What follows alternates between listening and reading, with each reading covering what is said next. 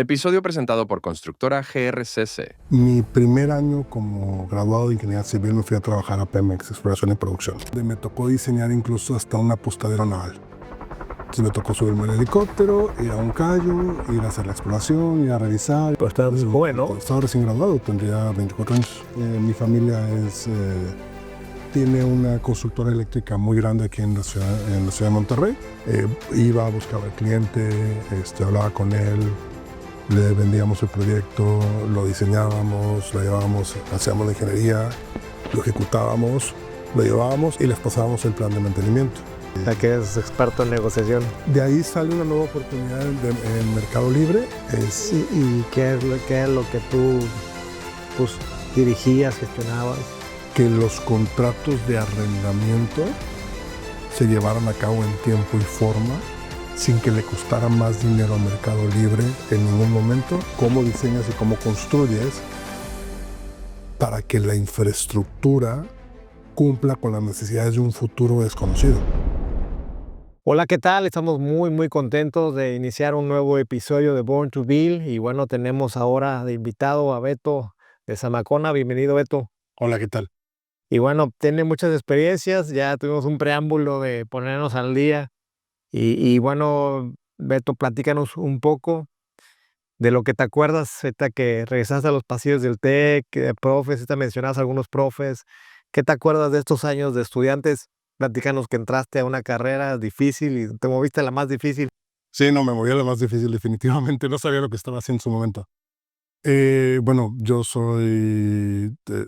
empecé la prepa del TEC, entonces una vez fueron a hacer una de estas ferias de no de empleabilidad, una de estas ferias donde te anuncian las carreras, y estaba la de Ingeniero Físico Industrial en su momento y la de Ingeniería Civil, y estaba como mi corazoncito como que no se decidía para una o para otra. Mi papá es ingeniero civil, entonces ya sabía más o menos a lo que iba, y entonces yo en mi mente matemática dije, bueno, pues voy a IFI, ¿no?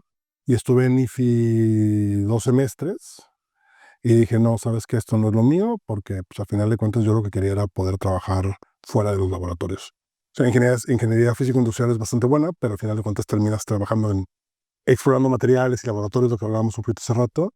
Y al final de cuentas, pues me decidí por ingeniería civil, me cambié en tercero o cuarto semestre. Y pues nada, la verdad es que me metí a los laboratorios, di el laboratorio de asfaltos, di el laboratorio de hidráulica, me encantaba el laboratorio de materiales de su momento. Hicimos un montón de experimentos con el concreto y fue donde me enamoré del concreto. Ya ves que tienen estas ollas así grandotas que teníamos, pero nosotros nos dejaban usarlas y el doctor mío nos dejaba usarlas y hacíamos nuestras pruebas de concreto y nuestros cilindros y íbamos, los tronábamos. La verdad es que fue una época muy bonita y que recuerdo con mucho amor a mis profesores. Digo, en específico al doctor Fonseca, al doctor Gallegos, al ingeniero Nungaray, ahora doctor Nungaray, al ingeniero Luján. A todos ellos, bueno, seguro se me está pasando a la doctora Delma, seguro a Laura también, John Mansell, que fue al ingeniero Crespo, sobre todo al ingeniero Crespo. Pues todo mi corazón y todo mi amor, porque la verdad es que fueron unos excelentes profesores y pues parte mucho del éxito que hemos tenido hasta el momento ha sido gracias a la educación que ellos nos brindaron. Así es, así es. Y bueno, pues me mencionaste que en tu vida profesional tocaste un poco de diseño estructural. ¿En la carrera te fue gustando o fue nada más aleatorio que llegaste a un despacho de ingeniería? Cuando yo estaba en la carrera había 3 vías: diseño estructural, administración de la construcción y carreteras y vías. Entonces mi primer encuentro con la ingeniería civil fue con el doctor Fonseca, con topografía, y fue así como, yo en la carrera me enamoré 2 veces realmente, una de carreteras y una de estructura, ¿cómo se llama? De estructural. Y terminé con el diplomado en administración de empresas, en la administración de la construcción. Pero en ese momento pues no había nada que hacer en carreteras, entonces me fui para el lado estructural y empecé a tomar materias del lado estructural. Pero como tenía mis materias de IFI, donde ya había hecho unas cosas de tecnología de computación, al final cumplí los requisitos para salir con administración. Entonces, pero de las estructuras me fue enamorando poco a poco con las clases que nos daba el doctor Horta, el ingeniero Nungaray, la verdad. Órale. Estuve ahí aprendiendo. A mí Luis Horta fue el que me dio concreto Ok. y el ingeniero Nungaray fue el que, bueno, doctor Nungaray creo que sí es. De acero. Ese fue el que me dio acero, aunque era ingeniero en su momento. Ok. Y bueno, platícanos un poco tus primeros años como ingeniero civil. Yo tuve la fortuna, por decir así, en ese momento, que mi primer año como graduado de ingeniería civil me fui a trabajar a Pemex, Exploración y Producción, A Pep. a PEP. Y me tocó ver de todo. O sea, me tocó ver probablemente lo que nunca iba a ver en la vida y lo que hasta el momento no ha habido. Al punto donde me tocó diseñar incluso hasta una apostadero naval.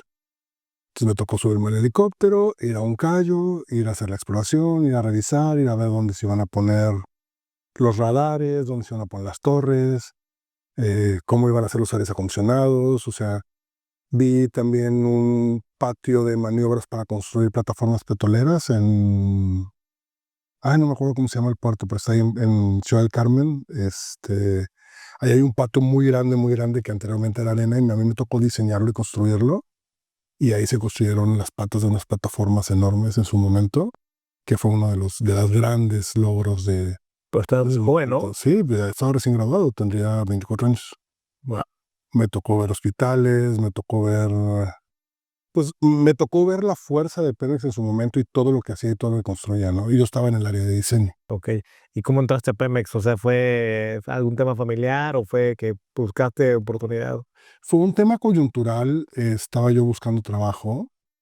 eh, un amigo de mi tía acababa de, ¿cómo se llama?, de entrar de gerente de Pemex Exploración y Producción y justamente estaban buscando vacantes. O sea, él no me ayudó a entrar, pero sí, simplemente me dio como el caminito. Digo, está abierto. Está abierto. Nunca entré directamente, o sea, la ficha nunca me la dieron. Entré a través de un tercero, pero estaba trabajando de la mano con ellos. Entonces yo siempre digo que estuve ahí trabajando en Pemex, porque literalmente me sentaba al lado del Pemex. Sí, sí, sí. Está bien, bueno, y si después estuviste en un despacho y o sea, saliste de Pemex, regresaste aquí a Monterrey o Si salgo de Pemex, regreso a Monterrey, entro a la empresa familiar. Mi familia tiene una constructora eléctrica muy grande aquí en la ciudad de Monterrey. ¿cuál es? Se llama IEMSA. James. IEMSA, la fundó mi bisabuelo. Luego, bueno, mi abuelo que se había mudado a la Ciudad de México porque era el sonidista de las películas del cine de arte de México, del cine de arte en su momento. Trabajó con Humphrey Bogart, hizo la del Tesoro de Moctezuma, estuvo metido mucho en el cine. Regresa mi abuelo, después de que se acaba el cine de oro, toma la, ¿cómo se llama?, toma la compañía.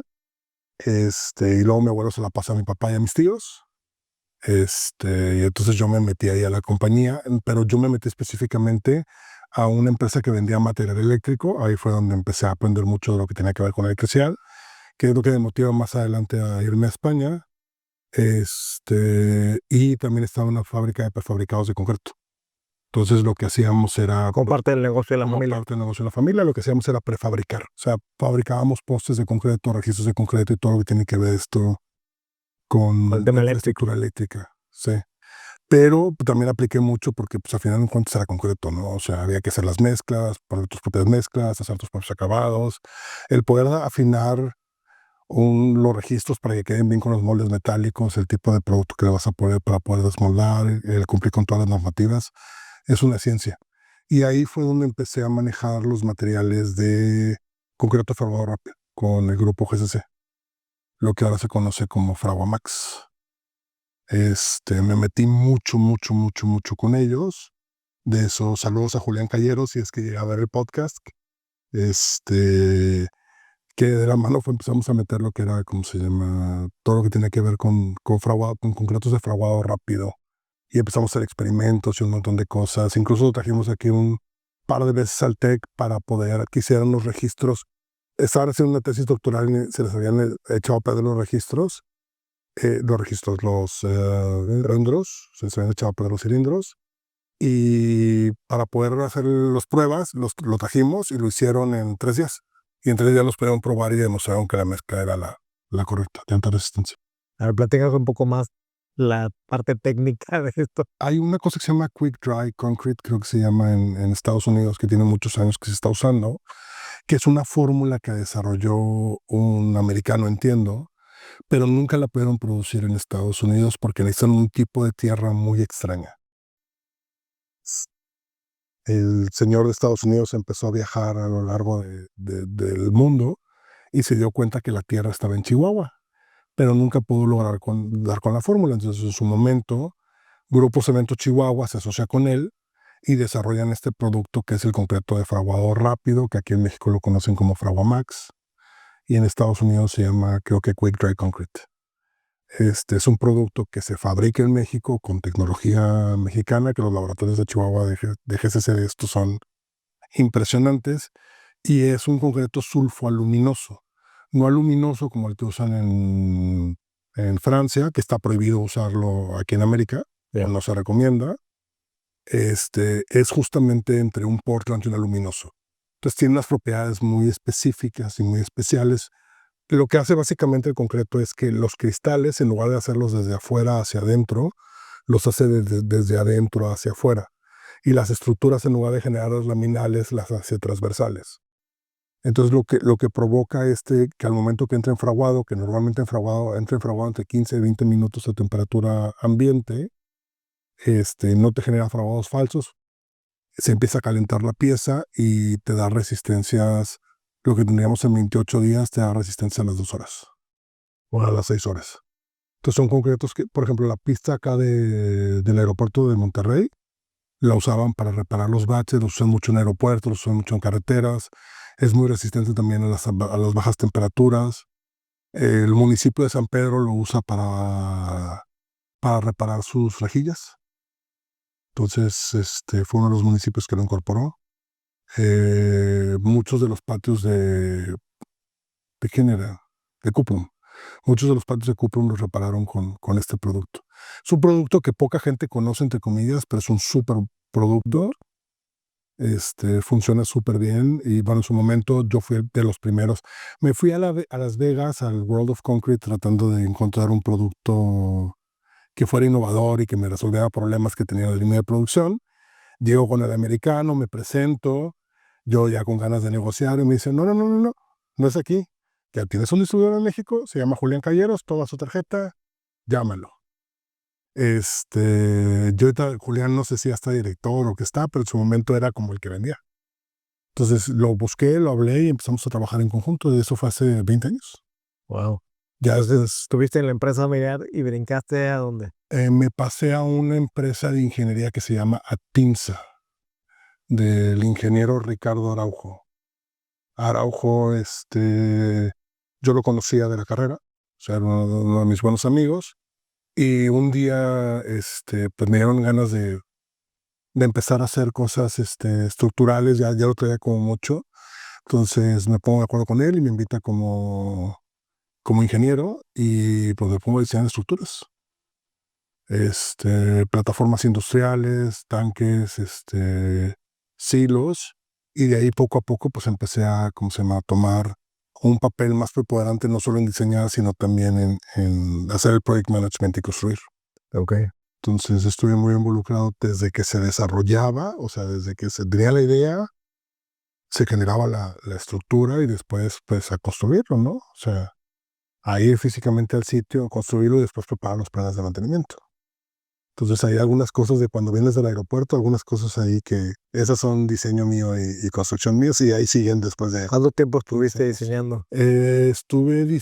Diseñaba desde que estaba en la empresa familiar, pero cosas más, pues más de prefabricados, ¿no? De autosoportados. Y en Aptins estuve 3 años. 3 años. Y de hecho fue lo que me llevó a, a irme a España. Yo en Aptins estábamos en Ragasa y estaba teniendo, digamos que una discusión, por decirlo de alguna manera, con un ingeniero eléctrico. Yo le estaba diciendo que lo que estaba haciendo no era lo correcto, o sea, que no estaba conectando correctamente el seccionador, porque ya había yo vendido material eléctrico en Matelec, se llamaba la empresa. Se llama, creo que todavía, porque ya había vendido material, entonces le estaba yo diciendo que estaba mal, pero yo ingeniero civil, que voy a saber de eléctrico, ¿no? Entonces, pues me decían que no, que no, que no, que no, y ahí fue donde me di cuenta que dije, ¿sabes qué? No tengo la capacidad técnica de sentarme a discutir con un eléctrico, con alguien de HVAC, con alguien de sistemas contra incendios. O sea, me falta esa capacidad técnica. Y entonces ahí es donde decido irme a estudiar la maestría a la Politécnica de Valencia. Kevin Luna me puso en contacto, el profesor. Y resulta por azares del destino que el ingeniero Nungaray estaba haciendo su doctorado Allá, sí. allá también. Entonces fui a dar a los brazos de Tony Spitalet y Héctor Saura. Y en la Escuela de Ingeniería Industrial, porque allá se maneja un poquito diferente, pero que sería la Escuela de Ingeniería Civil aquí, estudié la maestría en instalaciones y construcciones industriales. Entonces ahí es donde me especialicé en todo lo que tenía que ver con las construcciones e instalaciones industriales. Entonces ya sabía de electricidad, ya sabía de agua, ya sabía de contraincendio, ya sabía de normativa, ya sabía de fuego, ya tenía yo mi paquetito completo, por decirlo de alguna manera. ¿Cuánto tiempo estuviste estudiando la maestría? La maestría estuve 3 años en España estudiando y trabajando. En Valencia. Sí, en Valencia. ¿Y trabajabas dónde? Trabajaba en una firma de ingeniería muy parecida a TIMSA, Folk Ingenieros, y lo que hacíamos era construir estructuras y soluciones técnicas de infraestructura para empresas agroquímicas y químicas. Entonces, pues yo otra vez, como ya tenía toda la experiencia de TIMSA y toda la experiencia, iba, buscaba al cliente, hablaba con él, le vendíamos el proyecto, lo diseñábamos, lo llevábamos, hacíamos la ingeniería, lo ejecutábamos, lo llevábamos y les pasábamos el plan de mantenimiento. Entonces, una de las cosas más locas que se hicieron fue como un mezanín desmontable. Literalmente se podía desmontar y armar y mover, porque iban cambiando, conforme iba creciendo la línea de producción, se iban agregando cosas nuevas y entonces la línea de producción, o sea, tenían cómo iba a quedar la línea de producción a Endgame, pero desde Endgame hasta inicio, entonces teníamos Endgame, Midgame, inicio, y el mezanín iba creciendo y se iba transformando a lo largo de todo el tiempo hasta llegar a Endgame. Entonces poco a poco se iban añadiendo módulos al mezanín, de tal manera que al final quedara el Endgame, pero eso le permitió a la compañía no gastar en una infraestructura total desde un inicio y poco a poco irlo implementando. Estaba medio loco, pero estaba padre. ¿Y decidiste regresar a México? Sí, por temas personales, digamos, regreso a México justo el 9 de febrero del 2020. Tenía una oferta de Casi pandemia, ¿no? tenía una oferta de quedarme en España hasta mayo. Entonces, pero bueno, se dan diferentes cosas y termino el 9 de febrero regresando. Aplico a una vacante en Solística, en FEMSA, en que en su momento era FEMSA, Solística era de FEMSA. Me están contratando un mes después, más o menos, como el 3 de marzo, aproximadamente. Y había tenido yo entrevistas antes, o sea, antes de que regresara a México. Toca pandemia, y pues nada. Empezar un trabajo nuevo de ver toda la construcción y todo lo que es el mantenimiento de los inmuebles para Solística en su momento. Platícanos un poco de Solística. Solística era el brazo logístico de FEMSA, ahora es creo que de Tracción. Tenía operaciones en México, en Colombia, en algunas partes de Latinoamérica, aunque muy, muy chiquititas, y en Brasil. Eran como los 3 grandes hubs. Es una de las logísticas 3PLs más grandes de Latinoamérica como tal. Aquí en México tenían aproximadamente 500,000 de metros cuadrados de inmuebles y tenía en su momento varios negocios. Uno que es Mecánica Tech, que todavía existe, que ahora está con Oxogas, que lo que hacen es dar B2B y B2C en mecánica. Entonces me tocaba dar el mantenimiento a todos los sedes mecánicos y ver todo lo que era como lo nuevo que se iba a implementar. Por otro lado tenían transporte, que ahí lo que hacíamos era pues remodelar oficinas corporativas y cosas por el estilo, que lo que hacen ellos es, tú tienes una necesidad de transporte, entonces los contactas a ellos y ellos hacen que el transporte vaya, recoja tu producto y te lo entregue donde tú lo quieras. Entonces, por ejemplo, vas a vender a Walmart, ¿no? Entonces los contratabas a ellos para que ellos llegaran con su transporte, te recogían tu producto, se lo llevaban a Walmart y te hacían toda esa logística. Y por otro lado tenía warehousing, que warehousing es pues uno de los negocios más grandes de Solística, y ahí lo que teníamos era un poco naves industriales, ¿no? Lo que hacíamos era ver la contratación de naves industriales, ver que las naves industriales cumplieran con los requerimientos de los clientes y nuevas adecuaciones para los clientes en las naves industriales, y pues las tienes distribuidas en todo. ¿Cuánto tiempo estuviste en Solística? En Solística estuve también 3 años. Estuve 3 años en Solística. La verdad es que fue una muy buena empresa y crecí mucho y le aprendí mucho, ¿cómo se llama? Al tema logístico industrial. Sí, yo traía todo este tema industrial y luego ya lo aterricé como a cosas de bienes raíces, real estate corporativo y todo lo que tiene que ver el real estate con esta infraestructura. Yo le digo infraestructura con intención, porque no solo es hacer la camisa, no es que la camisa le quede al que se la va a poner. Ok. Y de ahí, bueno, tuviste una nueva oportunidad, ¿no? De ahí sale una nueva oportunidad en Mercado Libre, y empiezo, ¿cómo se llama?, como especialista de construcción, que es el equivalente como un Senior Construction Manager más o menos, o sea, por decirlo de alguna manera. Mercado Libre traía su política de expansión bastante fuerte. De hecho, hicimos como 1 millón de metros cuadrados en 18 meses, o 1 millón de metros cuadrados en 18 meses, y ahorita en octubre se debe estar entregando otro 500,000. O sea, para principios del año se va a entregar otro 500,000 de metros cuadrados. O sea, lo que estuve yo ahí en Mercado Libre, más o menos vimos 1,500,000 de metros cuadrados. ¿Y qué es lo que tú pues dirigías, gestionabas? Cuando empecé como especialista, vamos a decir que fue cuando entré, ahí me tocaba ver que los contratos de arrendamiento se llevaran a cabo en tiempo y forma. O sea, la construcción de estos BTS se llevaban a cabo en tiempo y forma, en tiempos retadores, sin que le costara más dinero a Mercado Libre en ningún momento, por los cambios que quisiera hacer Mercado Libre a lo largo del tiempo. Entonces, mi trabajo básicamente era negociar con los desarrolladores constantemente. O sea, que eres experto en negociación. No sé, habría que preguntarle exacto, sí, a ellos. Ahí sí lo iba a ver Rafa Atri, que nos diga si, ¿cómo se llama?, si somos buenos negociando o no.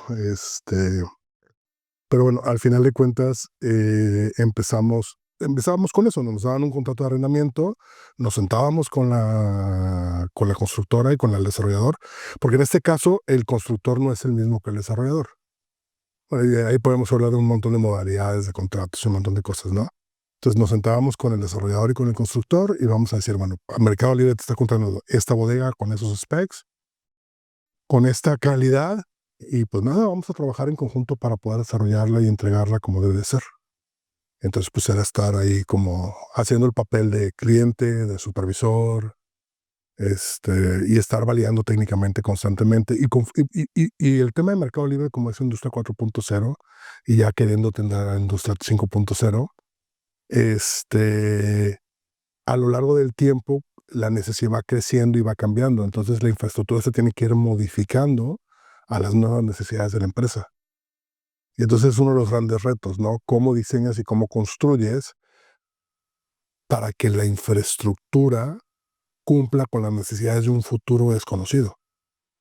Hay un libro de los 70s que se llama The Forever War, que básicamente trata de que estamos en guerra con unos alienígenas, pero como tenemos la distancia entre las estrellas, nosotros salimos con tecnología del siglo X y ellos ya están con tecnología del siglo XXV para cuando llegamos, ¿no? Y lo mismo les pasa a ellos, ¿no? Hacia el otro lado. Entonces era un poco cómo llevábamos esta infraestructura y cómo la íbamos construyendo y modificando a lo largo del tiempo, sabiendo que iba a haber hitos de cambio a lo largo del tiempo. Una infraestructura que tenía que llegar a tiempo. ¿Un departamento como de visión para el futuro o algo? ¿O cómo iban sensibilizándose de lo que iban a necesitar? No, pues, o sea, eran lecciones aprendidas y el departamento de construcción era el que lo llevaba, ¿no? O sea, junto con el equipo de diseño, veíamos las necesidades, ya sabíamos que a futuro iba a haber la necesidad de algo y entonces íbamos diciendo, bueno, no me cueles estos pisos porque todavía no llega la línea de producción. todavía no sabemos dónde va a llegar la línea de producción. La línea de producción a lo mejor llega aquí o a lo mejor llega allá, entonces, ¿qué podemos hacer para prevenir si tiene que llegar? Oye, la línea de producción tiene que llegar 3 meses antes y estás en terracería, ¿qué podemos hacer para poder instalar la línea de producción en ese momento, ¿no? También construíamos unos mezanines enormes, no sé, para que te des una idea, hacíamos una bodega de 100,000 metros cuadrados, pero aparte le poníamos un mezanín de 120,000 metros cuadrados. Entonces, al final la bodega terminaba teniendo 240,000 metros cuadrados de, ¿cómo se llama?, de espacio habitable, por decirlo de alguna manera, lo cual era como una locura. Pero bien, o sea, al final de cuentas era muy entretenido. Y aparte, pues toda la gobernanza, ahorita decías, ¿no? Desarrollador y contratista, pues la selección de los mismos, ¿no? Como, pues tiene que ser muy importante ese proceso, ¿no? ¿Cómo lo hacían ustedes? Es muy complicado seleccionar a la persona o a la compañía correcta. Sobre todo porque el mercado, y creo que ya lo habías platicado en tu podcast con Eduardo Baker, el mercado de desarrolladores y de terrenos industriales en México en este momento es bastante limitado. Y si tomas en cuenta que la penetración del e-commerce está en el 30%, creo, o sea, todavía nos quedan 70% más de penetración, pues obviamente que ya no hay terreno suficiente, entonces hay que empezar a hacer cosas de densificación, no tanto de construcción, pero primero al que seleccionas es por la calidad, que pueda cumplir con este estándar que le llaman el estándar Mili, que es un estándar fuera de mercado, y que al final de cuentas tenga la tierra donde tú la necesitas. Y a partir de ahí, pues te pones a negociar un contrato de arrendamiento y de desarrollo que te convenga como compañía. Y obviamente, pero no solo es ver cómo lo van a desarrollar, en cuánto tiempo y cuánto te va a costar, es qué ecuaciones vas a hacer, si van a ser después capitalizables o no van a ser después capitalizables, y a qué mantenimiento te estás comprometiendo y cómo lo tienes que entregar después. Entonces tiene que estar todo eso en base a una política inmobiliaria que a veces ahí las empresas es donde más les cuesta trabajo definir cuál es su estrategia inmobiliaria, ¿no? A lo mejor muchas de ellas ni siquiera saben cuál es la estrategia inmobiliaria que tienen. Sí, exactamente. Porque la infraestructura como tal, que estás hablando de eléctrica, pisos, carreteras, vías, todo lo tienes que hacer con una proyección a futuro. Porque los contratos son de 10 años, apostando para quedarte ahí toda la vida. Sí. Entonces, todas las decisiones que tomas el día de hoy son decisiones que van a repercutir dentro de 10 años. 10 años. Y sobre todo, cómo la entregas también. No, súper bien. Bueno, pero última pregunta. Pues ya más de 20 años en la industria, ¿cuáles son las características que tú has encontrado pues, has estado en varias posiciones importantes como atributos que debe tener alguien que ha llegado a dirigir, a coordinar, a liderar, pues, proyectos grandes, ¿no? Acá decía así muy fácil, ¿no? 1,000,000 de metros cuadrados, pero es un montón, ¿no? O sea, ¿cuáles crees que es lo que te ha dado esa habilidad para poder traer todos los hilos por todos lados, ¿no? Eh, bueno, yo nomás así como para cerrar, de especialista de mercado, y después pasó a líder nacional de construcción. Y creo que lo que me generó más, lo que más me ayudó es entender y tener esta proactividad de entender cuál es el negocio y cuál es la necesidad del negocio. O sea, tú tienes clientes internos, tienes clientes externos, y para mí lo más importante es entender cuál es la necesidad del negocio y cumplirla. O sea, si la operación te está pidiendo algo es porque lo necesita. Y hay que entender qué es lo que necesita realmente la operación y si lo que necesita realmente es lo que le puedes construir. Y entonces tener esta curiosidad por la necesidad del otro, esta empatía, realmente tratar de cumplir no solo los objetivos que te pone la empresa a lo mejor, sino también buscar la satisfacción de tu cliente.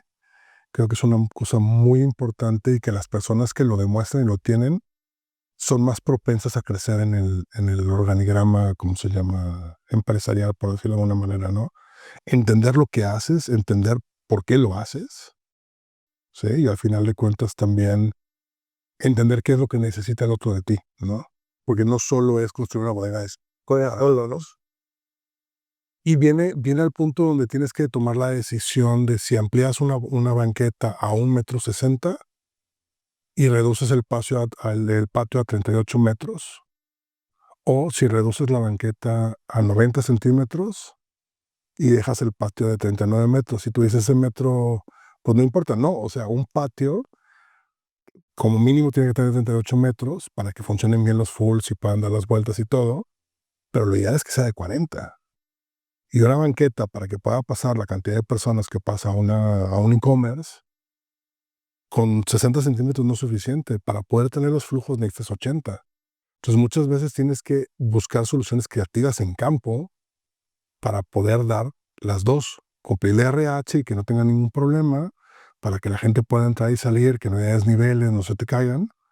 Y por otro lado, que los camiones puedan salir y entrar sin ningún problema y no poner en riesgo a la gente. Entonces, es un poco eso. O sea, Pone, sí, o sea, tienes que entender cuáles son las necesidades y entender que las necesidades de tus clientes a veces están encontradas. A veces cumplir lo que quiere RH no es lo mismo que quiere operaciones y no es lo mismo que quiere los prevention. Entonces necesitas sentarte tú como constructor, negociar y decir cuál es el punto medio para que les funcione a todos, ¿no? Que eso es como... No, y ahí es donde está, o sea, no solo construimos, o sea, lo que hacemos es generamos valor agregado como áreas de construcción, como áreas de innovación, como áreas de diseño, a todas las demás áreas para que tengan una infraestructura que sea habitable, que tenga, que sea una ¿cómo se llama? Una infraestructura que se pueda utilizar, ¿no? O sea, que la camisa les quede a la medida que ellos necesitan perfecto. y realmente cumpla sus necesidades. Y bueno, ya la última pregunta. No, adelante. Entiendo que estás haciendo una maestría en inteligencia artificial por el tema de construcción 4.0, 5.0. Platícanos un poco de eso. Bueno, me metí aquí a la maestría de inteligencia artificial aplicada aquí en la Tecnológica de Monterrey, muy recomendable la maestría. Es una maestría que te explica todas las áreas de la inteligencia artificial que se están desarrollando en este momento y uno ya como especialista en su área, ver cómo las puede implementar. ¿No? Bueno, como tú sabes y lo han visto creo que en un podcast reciente, la industria de la construcción probablemente es la industria que menos digitalizada está en este momento. Seguimos haciendo las cosas como las hacíamos hace 1000 años, ¿no? O sea, aunque parezca broma, sí, le hemos entendido mucho más a los materiales, ya los sabemos utilizar. Y ahora en lugar de usar un pedazo de madera de ese tamaño, usamos un pedazo de madera de ese tamaño. Pero aún así seguimos instalando la madera exactamente de la misma manera. Entonces, eh, en esta necesidad de innovar, pues yo estoy, ¿cómo se llama? Siempre buscando cómo transformar, ¿no? Cómo hacer las cosas diferentes. Y pues me metí a la maestría de la inteligencia artificial aplicada, un poco para entender qué sí se puede hacer y qué no se puede hacer, porque luego te venden estas panaceas de qué es la inteligencia artificial y te puedo decir que probablemente lo que cualquiera se esté imaginando no es eso.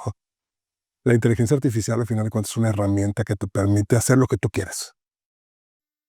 O sea, lo que se te puede imaginar. Y lo que platicábamos un poquito, oye, yo quiero saber cuánta gente entró y está trabajando activamente en la obra en ese momento.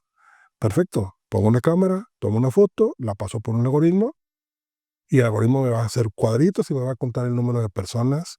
Y si la cámara tiene la resolución suficiente, te puede decir te puede leer un código QR en el casco y decirte fulanito en qué área estaba y en qué área no estaba.